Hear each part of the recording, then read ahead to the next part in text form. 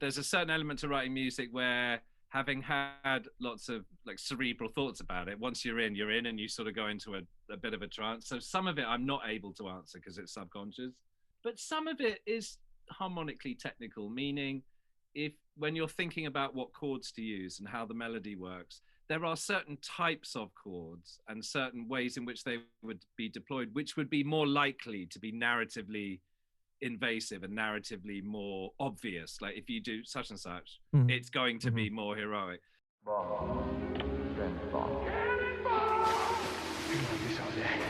Did you rub my land? 1,000 generations to begin now. Here we go. I mean, if it was a big symphonic movie needing a big symphony orchestra, it's challenging for sure, and I've had to do some of that. But funnily enough, out of all the movies that could have happened during COVID, if there had, it'd be great if there were no COVID, but actually Cherry didn't suffer in that respect because it was so experimental that apart from one piece called The Carnival of Losers that had a string arrangement, there was an awful lot of me tracking myself in this room that you're seeing in the background. Oh, really?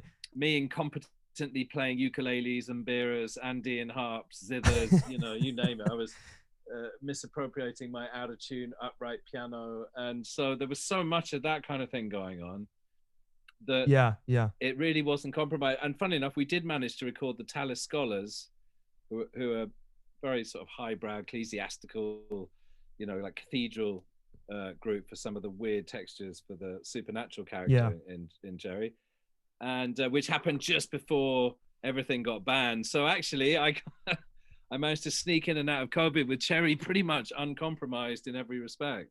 Oh, nice. Yeah. Well, that definitely comes through though, the experimentation. And I mean, like for most of your work, really the experimentation is something that I always pick up on. But with this, I mean, you're doing so many different things and you're working with a theme that's like so versatile. You can tailor it to like the ups of this character's life, the downs. It can be dark, it can be happy.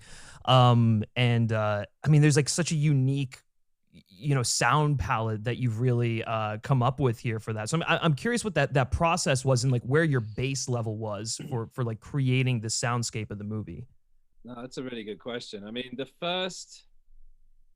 it's one of those things where we knew it was going to be so eclectic musically because the Russo brothers, Joe and Anthony, they had such an interesting way of forget the music for a second, just the way they'd put the picture together was so interesting and to some extent sort of chaptered with deliberate different tone and style and even different cinematography for the different chapters of Cherry's life. Right. That on the one hand, I knew that was true. On the other hand, the way not to descend into total chaos is to have some sort of unifying element. There's a little tune that appears early on that goes, which is not going to sound very good when I just play it on a string patch. Turn this up a bit. Yeah.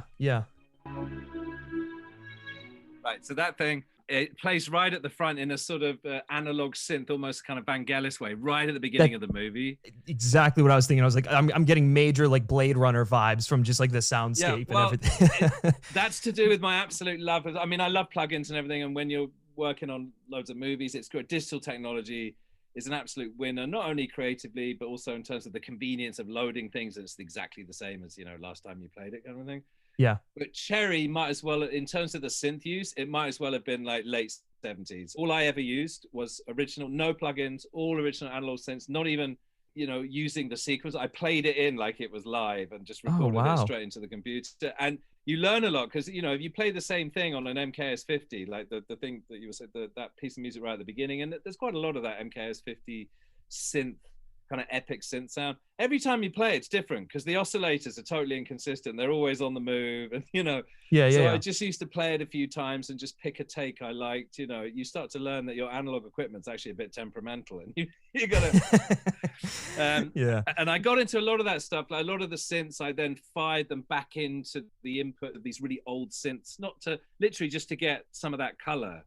And it sounds like a very sort of geeky thing to do, like, oh, no one's going to know. I mean, this is really descending down the rabbit hole. But it's not true. By the time you do a lot of that, people don't know technically what you've done, but it makes a lot of those textures have a certain feel that just feels more humanistic. There's something about it that just I don't know. It could just be in my head, but I really do believe things happen with old analog synths that's not quite the same with plugins. But anyway, so there was a lot of use of those analog synths. There was another piece that I wrote called "What I'm Trying to Say Is," which was more for it was like a sort of indie rock, weird, right left field love ballad that got used, for the Emily kind of sections. And that, that's where I started trying to record myself playing ukulele and beer and God knows what else. Thankfully editing it heavily because I can't play any of those instruments. But as you perceptively pointed out, if you're going to go from this, like there's a supernatural character called Black who kind of represents, I won't give too much away, but he's a very otherly character who Cherry sometimes speaks to, sort of like a mob boss, but it's almost really a fable, like almost character. There's like supernatural sounding aleatoric sort of choir and mad cello. There's the synth stuff we've been discussing. And then by the end you get like a big sweeping version of that tune I was playing. But by having that motif,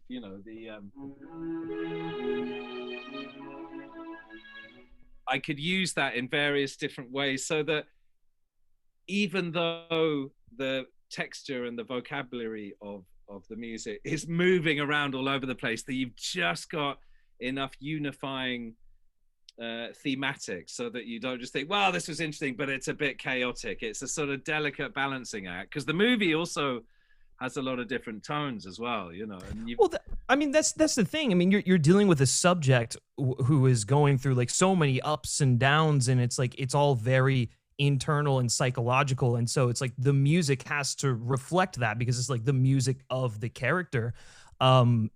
And so that's like such an interesting way of exploring that through those old analog synths, because you're right, there is like that human element to them, that imperfect element to them that really, in turn, it humanizes the music, and it makes it more psychological, I guess. Well, yeah, you've raised a really good point, because the whole idea of music always being from the perspective of Cherry becomes really important.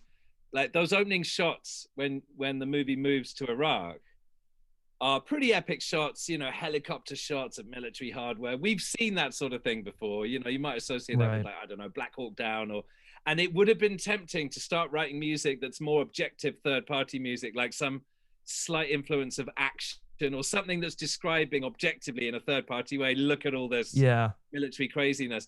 And the really key thing, if you listen to the music as it heads to Iraq, even with that big helicopter shot, it's still much more like a Radiohead exactly.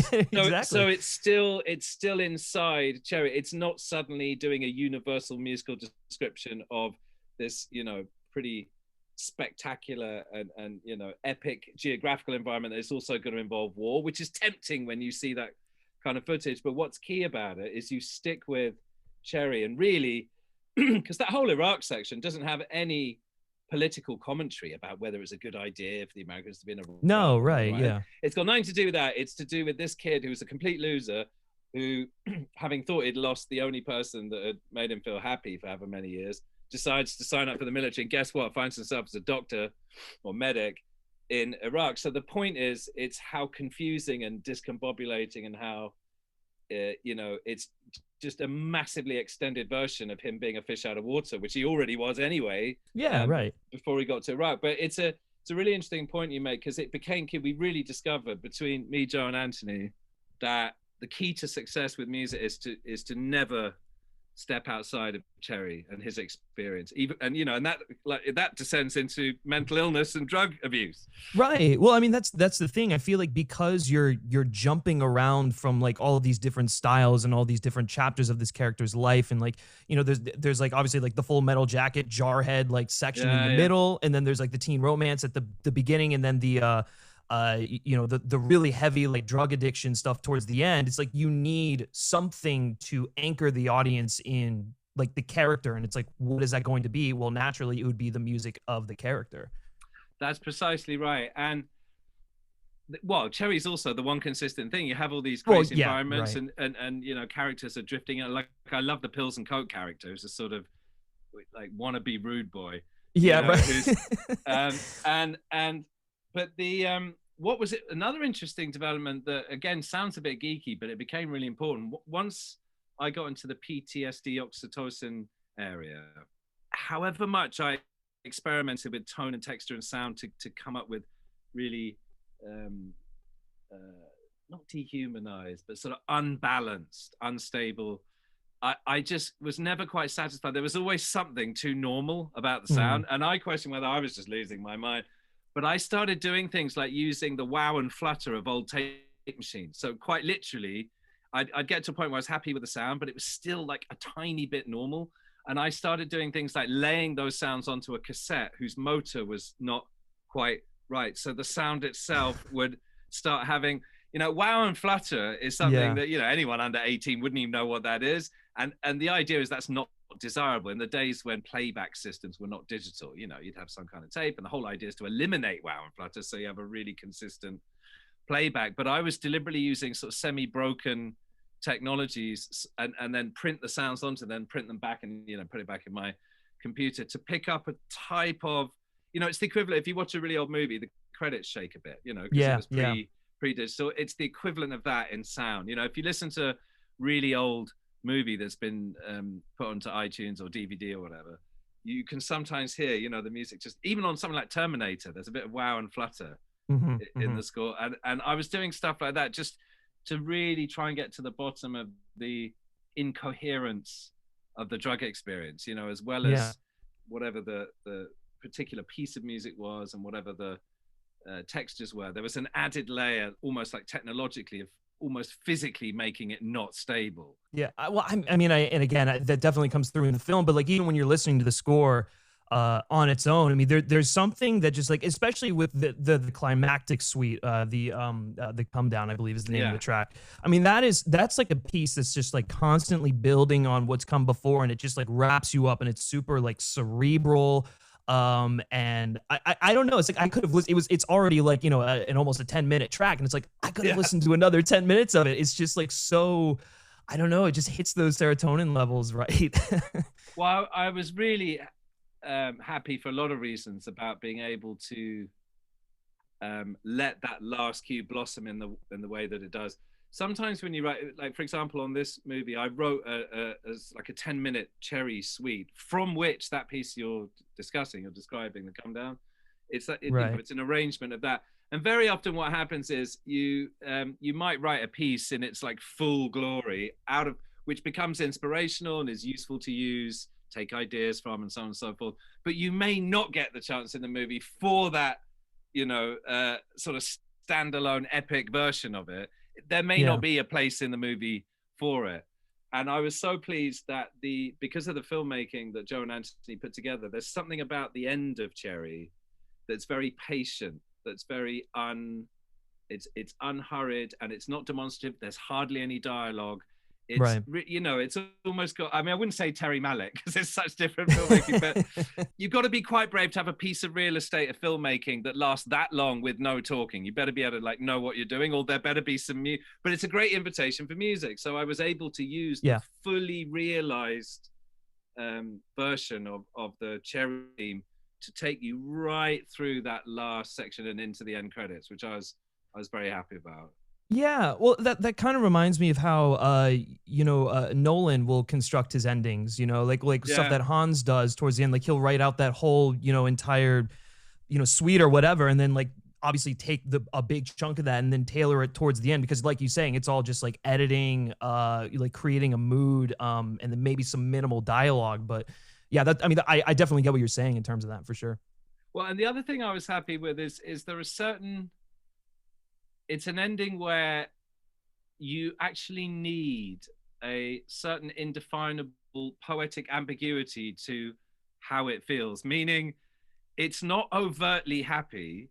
It's not overtly, if you listen to that piece of music and go, oh, well, this is clearly a tragic scene. Or you listen and go, oh, it's clearly a sort of heroic overcoming of trying circumstance.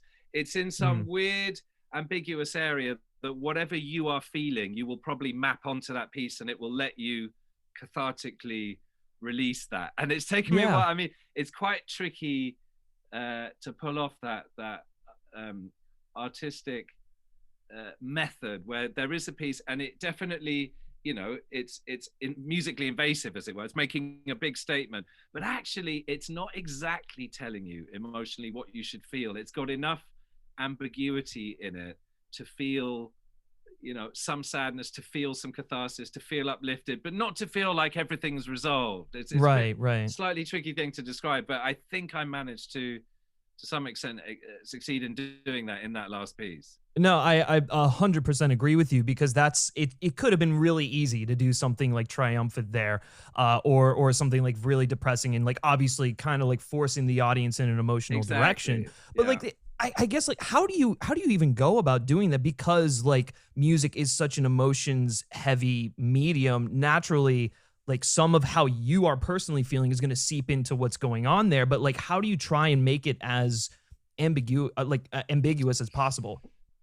Some of that is instinctive, you know. It's just that there's a certain element to writing music where, having had lots of like cerebral thoughts about it, once you're in and you sort of go into a bit of a trance. So some of it I'm not able to answer because it's subconscious, but some of it is harmonically technical, meaning when you're thinking about what chords to use and how the melody works, there are certain types of chords and certain ways in which they would be deployed, which would be more likely to be narratively invasive and narratively more obvious. Like if you do such and such, it's going to be more heroic. So your choice of harmony and the choice of, like, that last piece has a little kind of motor thing that it's partly the choices you make. Like the beginning of that piece, it goes,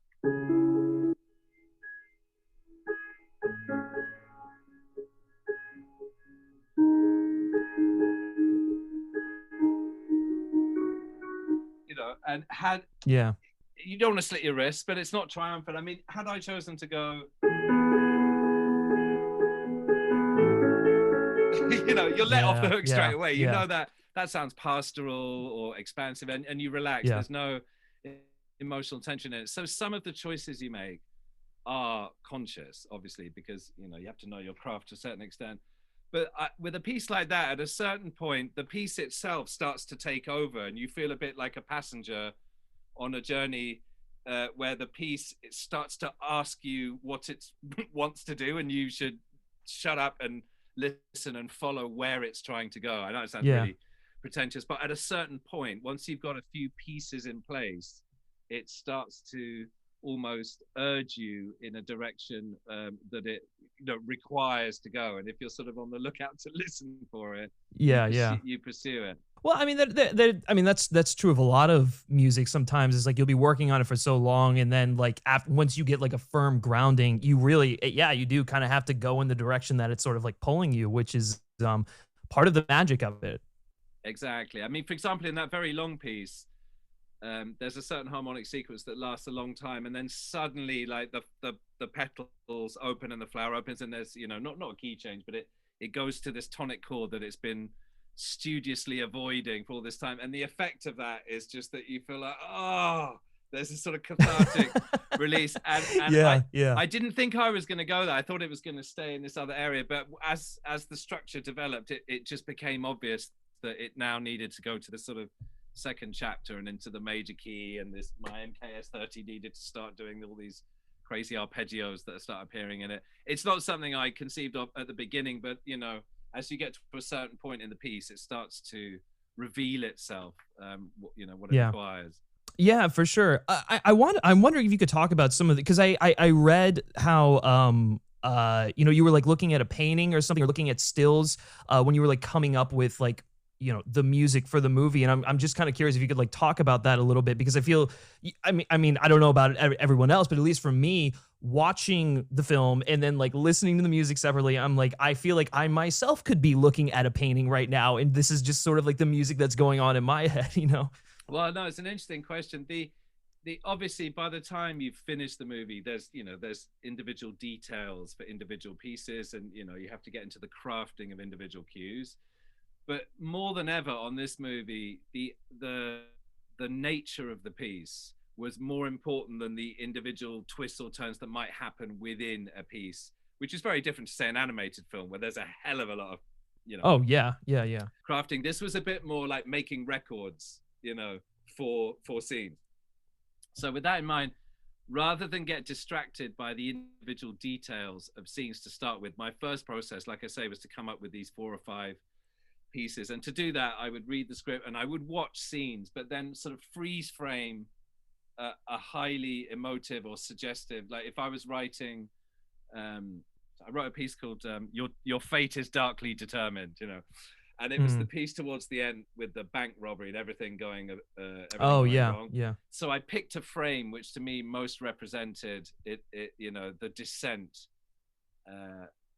of their fate, and I left that up a bit like a painting for inspiration to write the piece. Having written the piece, then we got into the arrangement of the cues and everything, but it's sometimes useful if you want to pursue the internal demands of a piece of music, not specifically at the very beginning to start writing it to picture, because for all you know, you might come up with some idea that's really key 6 minutes into a piece or 4 minutes into a piece, where had you written it to picture to start with, the scene's already over, so you wouldn't have bothered doing it.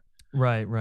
So it was almost like phase 1 was to sort of make my own. It's a bit like being a recording artist making an album inspired by the movie, and then take all these pieces and then work with them, and then do then you have to turn back into film composer and do all the cues. But it was an interesting way of doing it, and it had the advantage of Joe and Anthony having the opportunity to hear all these pieces, make comments, get excited about them, maybe even have suggestions about what it represented to them and where it might or might not be used. So I mean, you need time to do it like that. Right. Well, it's just like a really freeing way, I have to imagine, of like composing music, because like you said, you don't normally get that on like stuff like Big Hero 6 or like even some of the Marvel movies, because it's just so like fast paced and cutthroat. And so I mean, like for you, obviously, I mean, I have to imagine that this is how you would prefer to work every time. Well, it depends. It's tempting to say yes, but it's probably like anything else. If you imagine what you believe to be your favorite thing, and then I tell you, you simply have to do it 24 hours a day for the remainder of your natural life, you'll lose perspective on what's good about it.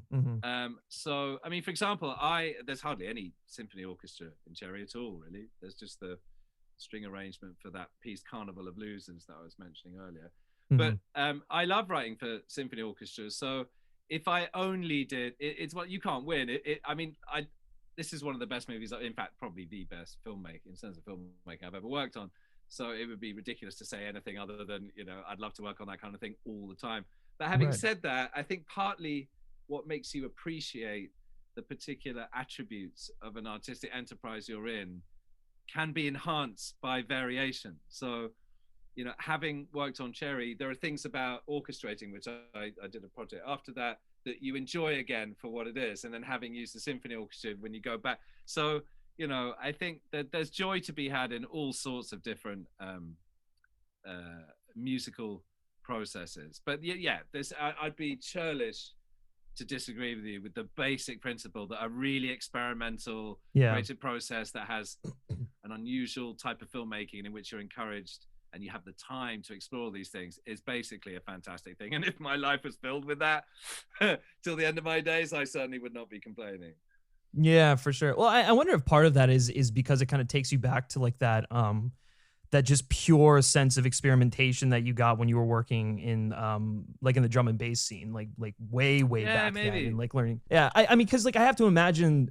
Well, first of all, there's a lot of interesting things that we could go to in terms of that, but like you're experimenting with different textures and sounds, and like obviously you want to make your stuff stand out more than like everyone else around you, and so it's like, okay, where am I going to pull from and take from that's really going to enhance the music? No, that's a very good point. I mean, even though I love writing for a symphony orchestra, where your point's particularly valid is as a set of tools, it's the same set of tools for various different people, which is actually a compliment to how flexible it can be. Meaning John Williams, James Horner, James Newton Howard, Hans Zimmer, John Powell, whoever you want to mention, if they're doing something symphonic, the one thing that's staying the same is the symphony orchestra. Yeah. And what's crazy about that is you get to see, I mean, they're all different. The 5 names I mentioned, you could imagine, in your head, those would be 5 very different pieces of music, but the symphony orchestra itself remains somewhat similar throughout those great composers that I mentioned. Whereas if you are experimenting outside of symphonic music, even the fabric that you're making, you know, obviously every time you write a melody or have a motif or a chord progression, that's one thing. But if literally all of the fabric as well is home baked, then it is a little more similar to, you know, electronic music or drum and bass or whatever, where I mean all even genre stuff like dubstep and trap music, God knows what else, there's always some unifying factor that makes it part of the genre, so you'll never escape. But in a way, film music there are even fewer rules, because even something that is quite radical in experimental electronic music or like any form of dance music actually still has like genre rules to make it that's true in that genre. Whereas Cherry's just like, you know, when you're dealing with a guy who's got PTSD, it's not like, if it were D&B, it would need to be like roughly 170 BPM ago. You know, there's a bunch of things about it, or whatever it is, you know. So when you have some sort of experimental film music, it might be an example of the area of music making that actually has the least rules, because it's not fitting into a like recording artist genre that's recognizable, or a dance genre that has evolved. And if it's not using symphony orchestra, it's not ascribing it's not being being influenced by some of the necessary conventions of symphony orchestra. So it really is like you could do anything, which is both liberating and potentially frightening. And you know, you could just sort of disappear for hours and not actually come up with anything. But no, it's definitely a chance for there to be identity to absolutely everything. I suppose it's like cooking. I mean, it's like if you do a score like Cherry, it's not only is the dish that you're going for slightly odd and you're trying to, but the actual ingredients, you didn't even go to like Trader Joe's or Whole Foods. You actually grew everything in the garden, on top of which you're doing slightly unusual combinations anyway. And you even designed your own pots and pans. So there's literally nothing about it. And let's say like the wood, you're not even using the gas stove, and the wood's coming from your own garden or whatever. So everything about it is home baked, you know. Yeah, that's such an interesting analogy there. I almost wonder if that's why so many, I mean, like obviously it's not like a lot, but you've seen more like DJs in the electronic music space start to kind of like shift over into film music. Like, I mean, my God, even like obviously Daft Punk with like the Tron Legacy stuff, but then like even Deadmau5 like scored like a Netflix film and so forth. And so it's like you're seeing some of these big names cross over, and I'm wondering if it's because of exactly what you're saying. Well, maybe, but then you also, I mean, don't leave Junkie out. Junkie's oh, fantastic. Right, sorry, yeah, Tom, he's fantastic. But you, I mean, if you're coming from that side, the danger is another set of skills that I haven't mentioned. Like Junkie, for example, has them. I mean, Junkie's background, you know, was much more a recording artist. Right. He fully understands all the narrative and deconstructive. It's not like every time you hear a Junkie score, he's making a record and just playing it down. Oh yeah, right. Because he's crossed the bridge and fully understood the whole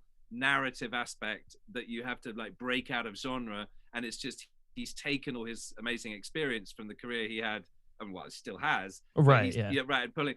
So not the danger, but like there's an example of someone who has totally crossed that bridge successfully.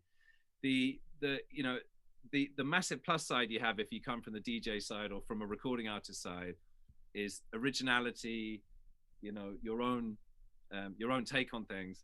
But that the difficult part, the bridge that you have to cross is the demands made by a movie that may require you to go way outside what you've set up or that you may be used to. I mean, just on a practical basis, if you spend your whole life doing dance music, everything's in 4/4. Yeah, you know? I guess that's true. And that's right. A groove. And if it's that kind of movie, you're fine. But it may suddenly do something else. And you're like, oh wow, I've never done this. But like, I don't really know what.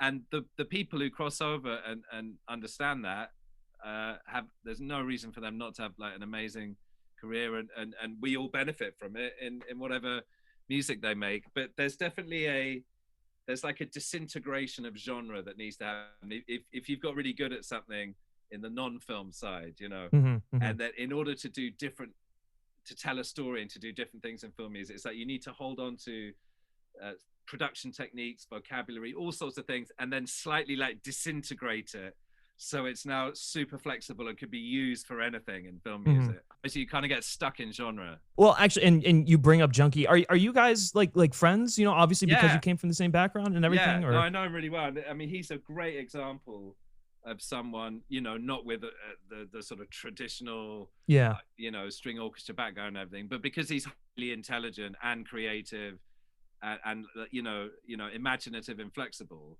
Yeah.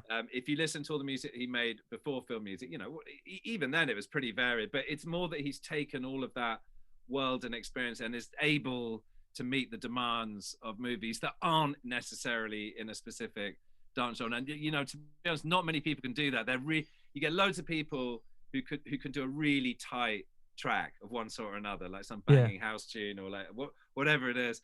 And then if it's a needle drop and that's what's required, they'll nail it. But if it starts to become, well, you know, there's 80 minutes and it's got to do this and it's got to do that, and then we need a kind of tragic thing, we might even need a bit of strict, you know, then it becomes like, I'm out of my comfort zone. I don't know how do you do all this stuff? Yeah.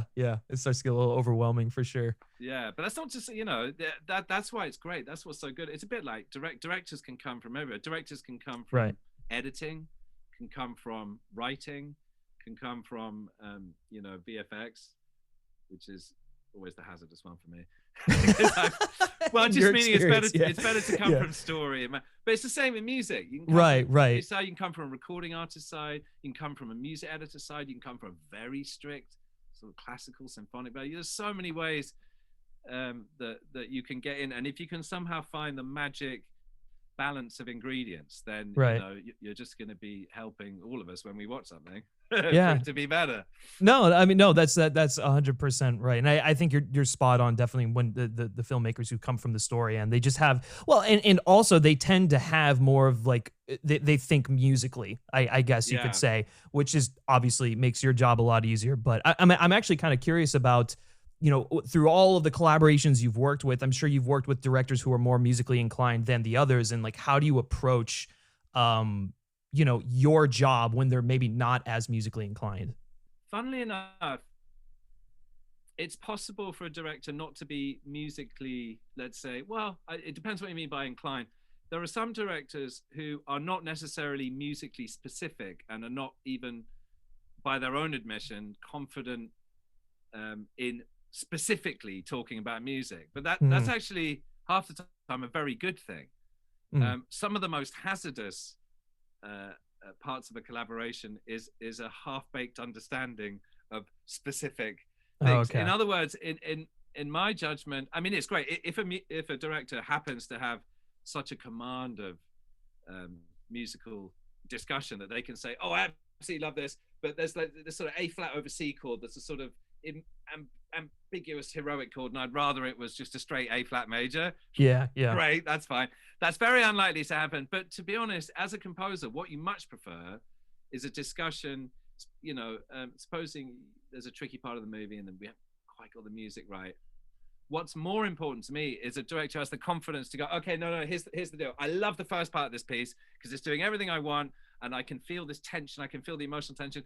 And then there's this sort of big release, and I think it happens too early. It should let me show you the footage of where I think this bit should feel like sort of more ambiguous, and here's where the change should be. And then when the change does come, I feel it needs to be more muted in it, you know, that sort of a language I prefer. I was just doing a crap job of pretending to give myself notes there, but I would much rather that, and then it's my job to go, okay, so I'll then translate that into music. It's actually less it's less creative if someone starts trying to give semi-specific instructions about what the music should do. And in a way, I've got more respect for directors who basically have an overall vision of what the scene needs to do. And you're only really in trouble when, and I'm lucky enough to have worked, you know, with the career I've had, I just don't really work with such people. But where you're in trouble is if you're going around the houses on some piece of music and there's lots of umming and ahhing, and you go, look, you say to the director, what is this? What are you trying to do in the scene? Like, talk to me about what. And if you can't get a straight answer for what the actual vision is of what's supposed to be happening, then you've got a problem, because the actual captain of the ship doesn't even know what's supposed to be happening. All you really need from a director is vision on what's supposed to be happening and the consistency to follow it through. And the first is a very rare quality, and the second gets even rarer once hundreds of millions of dollars start flying around. So if you're a director who has a unique vision, you're already in a very small category of people. If you're a director or directors who have a vision, who, in the face of pressure from outside to make mindless and unimaginative alterations in order to fit other successful things that slightly more dull-minded people have in mind, and you can hold off the incursions into that vision, then you are one in a million. Yeah, well, and I have to assume that's what the Joe and Anthony I was are just really about good. to say. Yeah. Joe and Anthony have a really straight idea that is really usually quite bold from the beginning. They hold on to it, they expand it. They obviously, you know, they're not, it's not like they don't listen to anyone. They'll have their own journey of trying to view certain bits and get different opinions and wend their way through something. You know, that's the whole part of the process. But the basic vision is something that they figure out early, they stick to it, they expand it, and in the face of opinion which they don't agree with, they just hold the line. Yeah. And that's how interesting films get made. Well, and I'm kind of curious about your working relationship with them, because it began with Winter Soldier, if I'm not mistaken, right? That's when the collaboration began. That's right. Yeah. How did they kind of get in touch with you, or did you come to them with an idea when you heard a second Captain America movie was being made? Or trying to remember exactly. I just remember finding myself on a phone call. I think I was in London working on Captain Phillips. And I think the music supervisor for Marvel, Dave Jordan, has always been a great chat. You know, he's always been very kind and you know, appreciates my music and has always like stuck his neck out for me. So I think he might have got involved in saying, hey, you know, why don't you just talk to this guy? And so I remember having a phone call with her, and even, I mean, I'd never met them. I don't think I'd seen a script. So it was a bit of a like, hey, you know, guys, meet each other sort of thing. And I remember yeah, right. So I remember talking to them on the phone from London, and just, it was supposed to be like a quick chat, and it just turned into quite a long chat about not just Winter Soldier, a bit of a life, universe, and everything type chat. Right, and it just grew from there. And I tell you what really solidified the relationship for Winter Soldier, given, I mean, as it turns out, Alan Silvestri is like a personal hero of mine. I think he's one of the, you know, that's not an original thing. Everyone knows he's a brilliant composer, but I mean, well, I mean, understand, right? I mean, like, understandably so, and he's an absolute hero of mine. So I thought there's something about the filmmaking of this second one where there's no point trying to, even though I love Alan, and that's why I did that last Predator movie to incorporate some of Alan's amazing octotonic writing and then write some of my own octotonic stuff and sort of use both. It was like a tribute and a homage to Alan. But whereas Winter Soldier, their filmmaking in the second Captain America was so wildly different to the first one. It was clear, rather than be in the spirit of the first Alan Scott, it was going to be something completely different.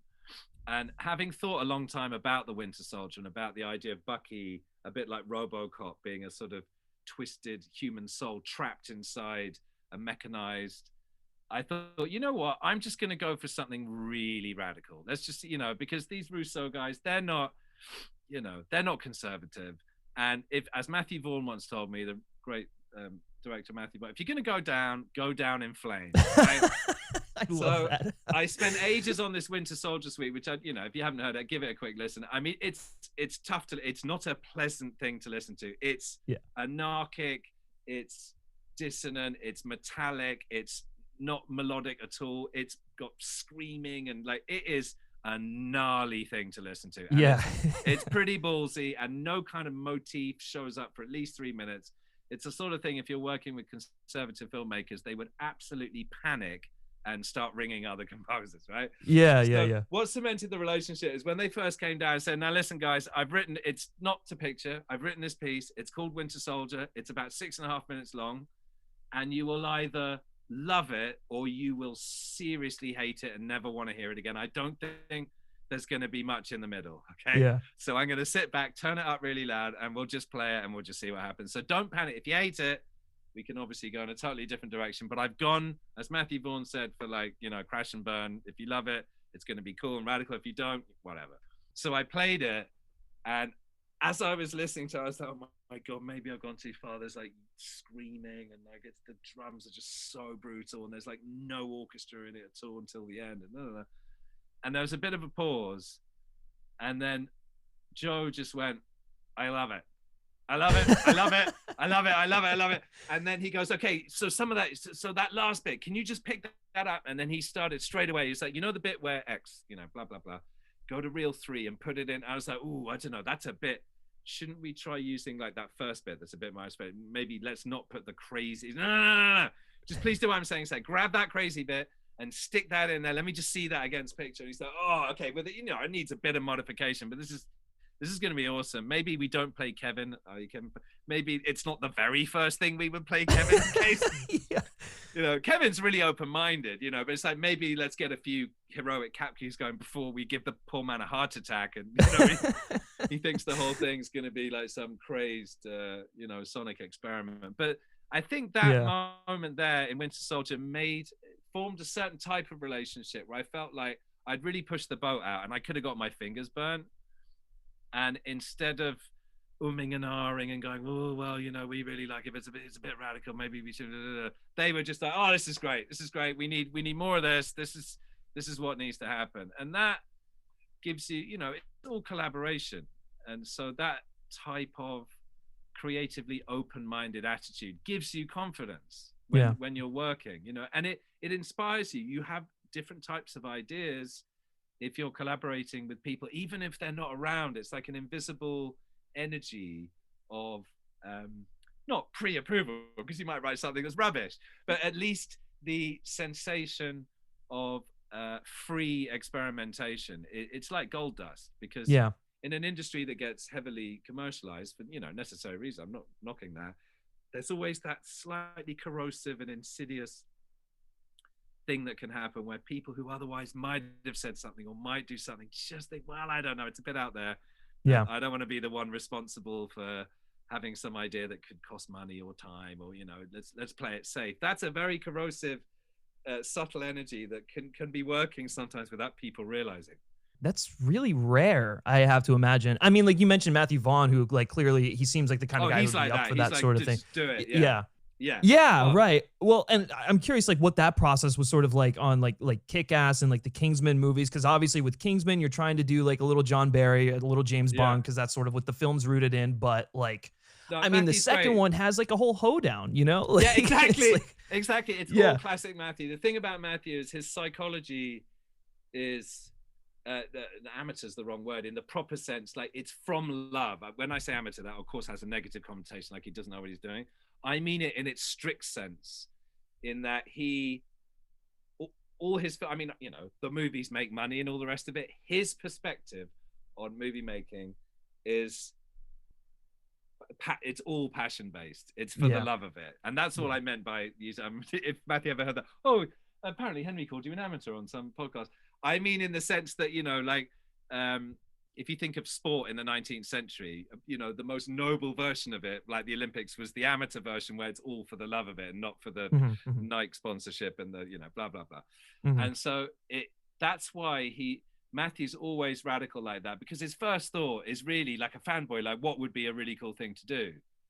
And if anything, Matthew's like, he'll hold out for something even while I'm going, it's a bit ridiculous, you know, like in Kingsman, you know that crazy scene in Kingsman where Colin Firth just goes nuts, skewering everyone to death. I mean, Matthew's original version of that is like 9.5 minutes or something. Matthew, it's already so provocative, I promise you. I mean, it's not up to me, he's way more important than me, between him and the picture. But to give an example of his bravery, he'll hold on to the most radical version of something for ages before he has satisfied himself. Okay, fine, this could do with a small structural, you know, edit, and it's getting its point across. So there's no way you could accuse Matthew Vaughn of not.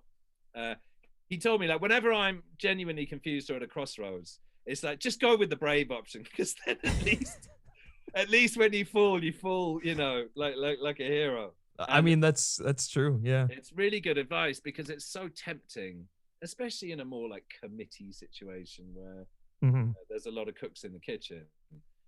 You know, it is more tempting to do the exact opposite of that. You're a bit safer if you're not constantly going for the brave option. You know? I mean, that's fair, and I wonder if that's why they get like filmmakers like Matthew Vaughn, like the Russos, why like when they go on to do other stuff, like I mean, when the Russos did Endgame, obviously there was a mandate that like Kevin Feige probably had, but I wonder if that's why they're like given more of like, okay, well you can go to these crazy places, you can have a crazy a time heist in the middle of your movie, that's supposed to be the culmination of an entire cinematic universe.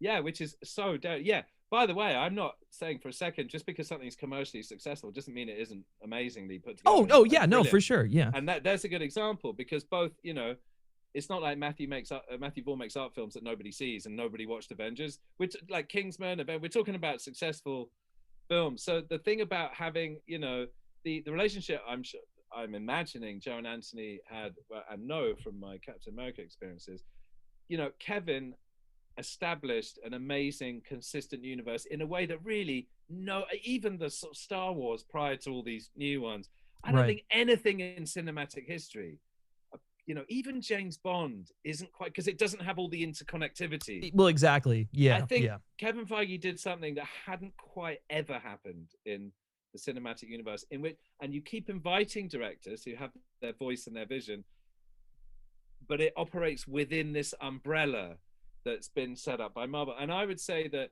particularly Winter Soldier is a really good example of how the Russos brought something they maintained. They didn't break the Marvel magic and the Marvel code. It worked. And yet they brought to it something that hardly any other films in the Marvel franchise have, you know, because everyone's got a unique voice, and the blending of those, they found a way to make that harmonious. Which is a tricky thing to do because there have been certain filmmakers who are, as we all know, really talented, who sort of, you know, went in through the Marvel doors and then came back out the other side, and it didn't quite work out for that, you know, interlocking reason. Like Winter Soldier, for example, has a whole undercurrent. If you want to go there, it's very entertaining, but if you want to go there, there's a whole undercurrent that's political. Now, if you're 12 and you want to watch the movie, great. And if you're a bit older and you start thinking, well, I guess Captain America did grow up in a, you know, so Fury's proposition that there's a sort of pre-crime analysis where suddenly America has the technology to decide to dispatch any geopolitical threat before it even happens. Is like, well, wait a minute, we're getting into slightly tricky, like who's going to be accountable? I mean, that's like a philosophical discussion, you know, and that's why he's so uncomfortable with Fury's plan. And by the time we get to Civil War, there's a sort of semi-politically realistic proposition about, well, wait a minute, it's great when superheroes save the day, but unfortunately there is quite a lot of collateral damage. And unlike the American Constitution, where even the president is, you know, democratically elected, he or she must get things through the Congress and the Senate and so on. We have all these constitutional procedures. There isn't really anything constitutionally pinning down superheroes, and maybe we actually need that, and maybe we should sign these accords. I mean, that's actually quite an interesting, but it's not a dilemma we have to face because there actually aren't superheroes. But my point is, in amongst all the fun, you know, the Russos managed to put layers of ambiguity is the wrong word, layers of sort of political intrigue and conflict that are not you know, surface and superficial superhero type ideas. So, you know, I think the future's bright for them. I'm looking forward pretty much to anything they turn their hand to, because the one thing I promise you about Joe and Anthony is, if they've decided to do something, particularly because they've got their own amazing company, Agbo, which is their own baby kind of thing. Mm-hmm. The one thing even not everything's going to work out perfectly, but the one thing I know about them from working with them this long is whatever their creative mission it is, they don't get deflected from it. Yeah. So at the very least, it will always conform to the Matthew Vaughn rule of, if it goes down, at least it'll go down in flames as a true expression of something that they were trying to achieve, you know. Yeah, and I mean, I think, you know, bring it back to Cherry. Cherry is like that perfect encapsulation of it, because it is so just like I don't know. It's like I haven't necessarily seen like a biopic done like that before. You know, I can't think. I mean, there isn't really. It's got touches. You can feel some of their influences. I mean, if we were in a really cheesy marketing meeting, you'd go, "Oh, it's like, you know, a little bit of Deer Hunter, a little bit of Drugstore Cowboy, a little bit of Jarhead," but none of that is a satisfactory description Right, right. of what Cherry is, because it's really none of those things. I am curious, sort of just like about like your time in the Marvel Cinematic Universe, and obviously, well, actually, not obviously, you are scoring Falcon and the Winter Soldier, correct? That is correct. I'm not even quite sure how much I'm supposed to say about it, but that is Right. definitely correct. Okay, I wanted to make sure. So, well, I mean, obviously, I'm going to assume that you're going to take some of those thematic ideas of what you've done in the previous two films and carry them over. But I mean, with as much as you can say, what can we as audiences not only expect from this series, but from your music for that series? Well, it was a great experience for me, and it's ongoing as we speak. For that reason, as you perceptively observed again, which is that because of the nature of those characters, and I've encountered them in Captain America: Winter Soldier and Civil War, so there are certain. There's the Civil War theme is used, the Falcon theme is used. There's a melody for Bucky that was sort of harnessed out of that. There's these reharmonizations and recontextualizations of previous material. And due to the nature of what this particular series is about, there's the emergence of something that had its seed in something before, but will now grow into something fully realized. And the other thing that's worth saying about it, well, I'll just try and be extremely careful in terms of not saying anything about plot, because of the slightly different format of having 6, hourly or whatever they are, 55-minute episodes. That's more real estate, even than one of the really long, like Avengers Endgame, 3 hours or whatever it is. So there's a bit more opportunity to go down the road into sort of psychological drama and explore backstories, because you've got more space to do that in. And in this particular series, there's the whole very much untrivial and serious issue, particularly now more than ever, about what it means to hold that shield and what kind of a person should ultimately be holding that shield, and with the history of this country, and whether how African Americans would feel about being a Captain America or not, or there's weighty issue. It's still entertaining. It's not a deathly serious seminar about the political history of the United States of America, but it definitely does. It touches on less comfortable, important things that give rise to some really quite impressive performances. I'm so sad I can't say more. That's fair. I'd love to say who's giving those performances and what that's about, but I really can't. I can't say anything about the plot. But it's more to say that with the extra time that you've got in a slightly different format, the motivations that people have when they're not in the middle of saving the world, and what things mean on a more grounded level, have a chance to breathe. I mean, that's very reassuring and encouraging, because I like one of the things that made those two Cap movies so, I mean, like we were just talking about earlier, what made them, some of my favorites in the MCU, especially Winter Soldier, which I think remains my favorite film out of that entire franchise, is how it engaged with the real world, and just like knowing that we're going to get to, go back to that sort of style of filmmaking. Not that I don't like the tee-ups for the event films, but there is something to be said about like those those character-driven movies that are dealing with real societal issues that we don't always see in superhero films. That's exactly right. And I don't want to overclaim. It's not a serious documentary about racial politics or anything, but by the same token, nor is it flippant in one ear out the other. It's a great balance of entertainment, and the writing centers around more weighty issues. And you're right, that's what one of the great things that Joe and Anthony did in Winter Soldier was you would just have this layer of psychological credibility to people's motivations. So you slightly lost, in a good way, the suspension of disbelief you need to believe all the guys dressed up in suits doing superhero things. They brought it into a grounded area where, sure, all of that still happens, but they found some sort of magic combination of psychological credibility and there's always that extension, whether it's serum or special qualities people have. They found some magic formula where there's enough of a balance between things that are psychologically credible and things that are necessarily fantastic.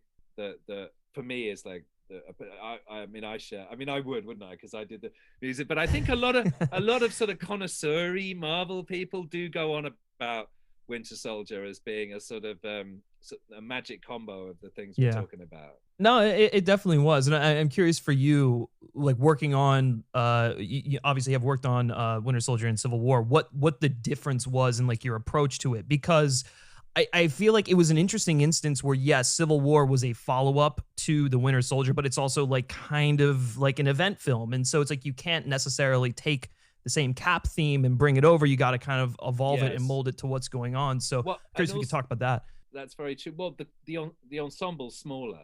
Winter Soldier has a more focused amount of people.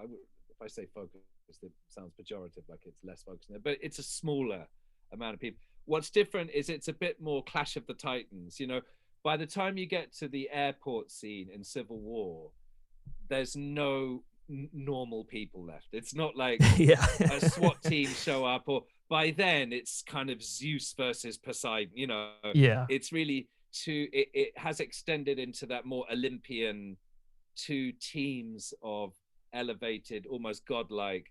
It still has a whole thriller aspect to it, and I love the whole disruptive influence of Zemo in Civil War, and it's a slightly unusual motivation, and the way Zemo goes about things in a very manipulative way. But I think it meant that there was more grand orchestration in Civil War that wasn't the same in Winter Soldier, because of the sort of Olympian. You know, by the time you're halfway through the second act of Civil War, and I'm not, you know, I loved it. It was great fun to do, but it's a different animal. It's sort of like a pre-Avengers film in a way. Cap's still, you know, it's still, I shouldn't say that, it's still a Captain America film, but Captain America film with like Avenger trimmings. You know? No, that's it's very true. And I mean, that's, you know, one of the things that it was kind of crazy that the Russos were able to make it both a Cap movie and like, you're right, like a pre-Avengers movie. It's very very challenging for sure. I will start wrapping up here in a second. I've taken so much of your time and I really appreciate it. I've thoroughly enjoyed this conversation, but I want to talk a little bit about Detective Pikachu, because I absolutely loved what you did with that, because, you know, what we were talking about with Vangelis earlier, and like, you know, you definitely get that sort of like 80s synth vibe with like stuff like Rhyme City and whatnot. I spent so long, the amount of time I spent on Rhyme City was about the amount of time you would spend, you know, on a record. You're talking about give me 1 sec. You're talking about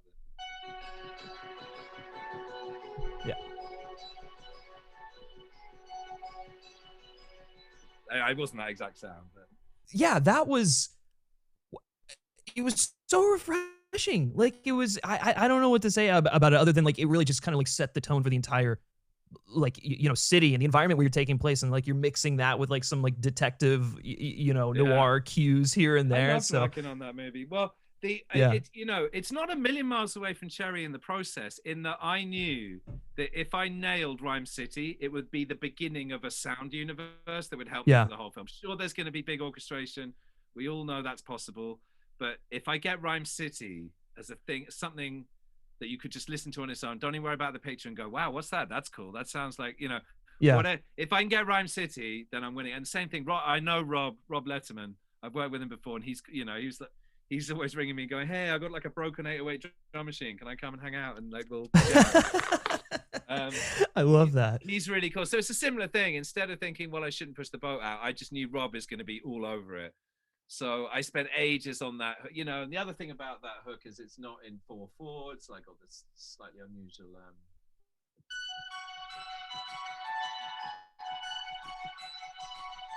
It's in 7/4. You know, it's not in a. It keeps moving in a slightly odd way, and then the other part underneath it goes. That's it. With all the filters moving around. Yeah, I spent forever on that thing. Yeah, I was just gonna say, like, I wanted like an entire album of like just tracks like that. Like you said, like stuff you could just like listen to outside of the movie. Well, you know, if I ever got some time off, I'd probably do that voluntarily anyway. But you know what's interesting? I really do believe that even you know, kids who just all the music they've heard since they've listened to any kind of music has been way after analog synths and whatnot. I reckon that most people can feel a slight difference. Like all of that Rhyme City stuff, none of that's plugins. Yeah. All of that is, you know, like a Roland D550 from like 1982 and an MKS50 and a Juno 106. And, you know, maybe I'm wrong. And maybe if you just did it all with plugins and engineered it nicely, you could pick me and I'd go, oh, no, I think that, you know, it's the same. But I don't know. I feel like there's something about that stuff that feels that it's not even technical. It translates as humanity, or not friendliness, because music isn't necessarily, that piece isn't friendly. It's like it's slightly mysterious, but there's some connection.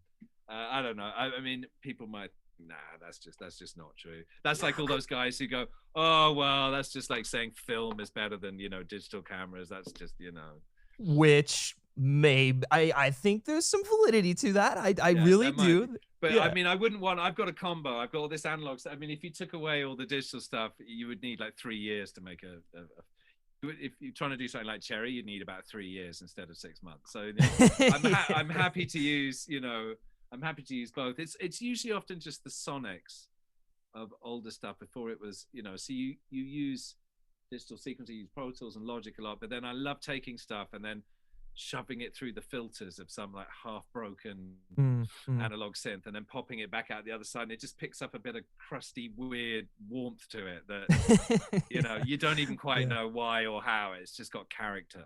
No, I love that. Well, and then you got to with Pikachu. Oh, and correct me, I might be wrong here, but did you do the end credits like remix of like the Pokemon theme or whatever?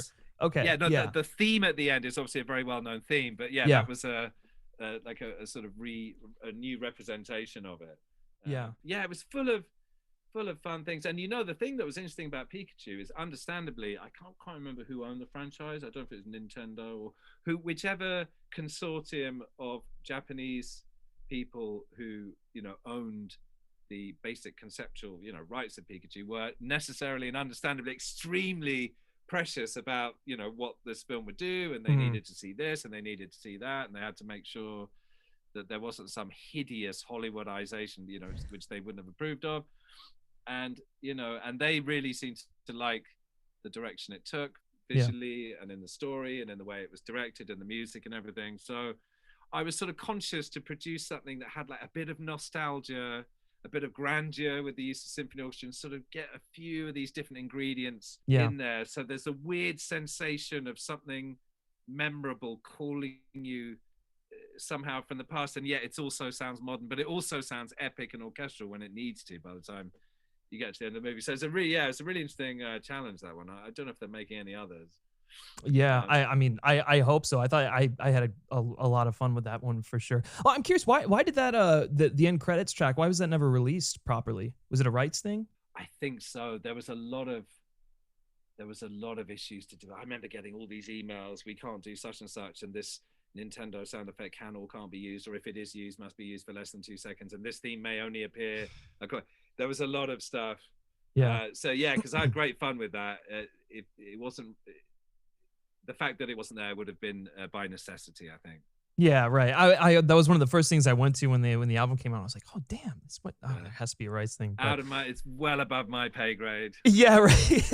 But at the same time, it's gotta suck for you, just like that it's not out there. But Henry, it's been an absolute pleasure chatting with you. I absolutely loved your work in Cherry. I mean this when I say that I think it's probably some of the best stuff you've ever written and composed thus far, and I sincerely hope that it gets some awards recognition this season. Well, thank you very much. I appreciate that. Yeah, for sure. And one more thing, I guess. What are some of the upcoming projects that you have working on, and then you know, just anything that you can sort of like tease as to what you have coming up next, other than Falcon and the Winter Soldier? There is a new company in the UK called Locksmith Productions, which I guess would be a sort of you know, they're hoping like the UK Pixar. Yeah, and they got a really cool, quirky film coming out called Ron's Gone Wrong. So that's upcoming. Fun. Well, looking forward to hearing the music and seeing the film. But awesome. And keep an eye on. I can't really say anything. All I will say is keep an eye on Joe and Anthony's next Yeah. endeavor. Okay, so the collaboration is going to continue. Okay, Yeah, I can say no more. Well, I'm looking forward to seeing whatever they come up with next. They like we were saying earlier. I feel like they just have such a their career is just something that's going to be very fascinating to watch post For sure, Marvel for sure. Definitely.